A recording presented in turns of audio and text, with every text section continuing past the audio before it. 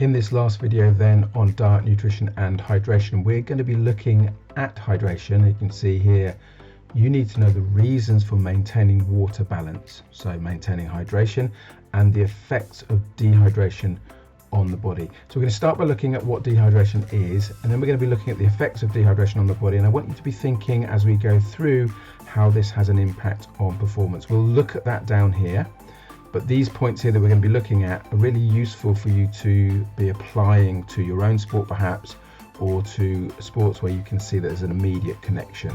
So what is dehydration then? So simply put, dehydration is when your body loses more fluid than it takes in, and it doesn't have enough water to function properly. That's a nice succinct way of talking about what dehydration is. That your body loses more water than it can take in, and therefore it can't work properly. Okay, so what are the effects of dehydration on the body? There's 3 or 4 or 5 there you need to be aware of. So the first one is that blood thickens, and the word we use for that is viscosity. It has an increased viscosity. It's kind of like it means the thickness of the liquid. So there's an increased thickening of the blood, and what that does, if you imagine, if it's thicker, if the blood is thicker, then it slows down in terms of its pathways through the blood vessels. So that has an impact as well, because what that means is that oxygen is not getting to the working muscles as quickly as it would have been ordinarily, and therefore that's going to have an impact on performance in terms of supplying oxygen to the working muscles to enable them to contract and carry out movement, etc. This point about blood viscosity, blood thickening, also has an impact on the heart and on the heart rate. So the second point there is that there's an increase in heart rate, and the heart has to work much harder to pump the same amount of blood around. Again, if you think about it, you've got thicker blood, which means the heart has to work much harder to get that oxygen out through the heart, through the blood vessels to those working muscles. And then that can have a really serious impact again on performance. What also happens is that there's an increase in body temperature, an increase in overheating, and potentially it can lead to things like heat exhaustion because the body isn't able to sweat properly. Now again, think about this. You've got thick blood. The blood isn't being pushed through or passed through the blood vessels as quick as it should be doing, and that means that blood is not being able to get to the skin, the surface of the skin, as quickly as it would ordinarily be able to do, and that means that heat is not being able to be radiated away from the body, and then we can't sweat because there isn't sufficient amount of liquid, water, in the body to be expelled. So it increases body temperature and overheating, which can, as I said, lead to exhaustion, heat exhaustion.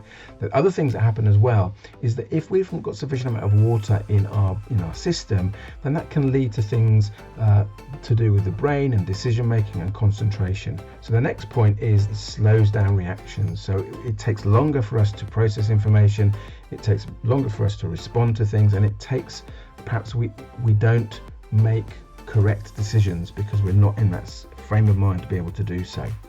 So concentration and focus is key.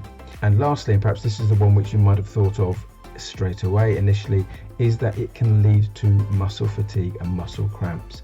And this is because there's a build-up of lactic acid in the body, in the muscles, because the blood supply is insufficient to remove the waste products away from the muscles. So therefore we get this build-up of lactic acid and cramps and fatigue, etc. So you've got 5 key things that you need to know about the effects of dehydration on the body, and then we need to think about applying those to sporting situations. So how does, I've come down here now, how does dehydration affect performance? Well, hopefully you're thinking straight away, given what we've just said, that the first thing it does is that it decreases or it reduces performance.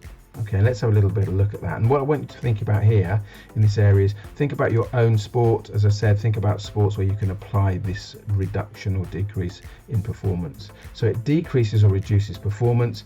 We know this because it decreases stroke volume. Remember, that's the amount of blood that's pumped out of the heart per contraction. We have a raised heart rate and we've got thicker blood. Okay, and that puts a greater strain on the heart and uses energy more quickly, leading to early fatigue. So let's think of a practical example. If we are a long distance runner and we're running in the heat of the day, it's really hot, it's really sunny, this is exactly what could happen. Okay, and decreases strength and power as well, We might have difficulty in concentrating, focusing and coordination. I'm thinking about playing hockey or football or rugby when it's really, really hot, and therefore our decision making might be impaired. And as we said before, it can lead to heat stroke and exhaustion.